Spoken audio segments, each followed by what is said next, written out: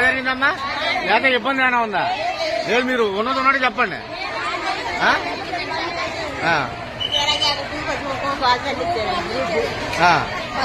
అంటే ఎంత ముందు చేస్తున్నారు?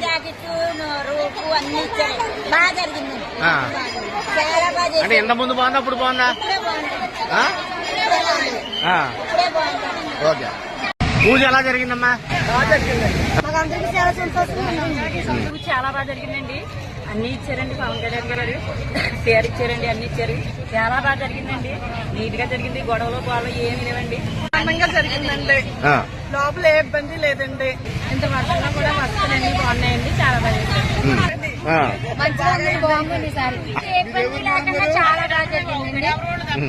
పవన్ కళ్యాణ్ గారు ఇలాగే 100 సంవత్సరాలు ఆరోగ్యంగా ఉండాలని కోరుకుంటున్నానండి.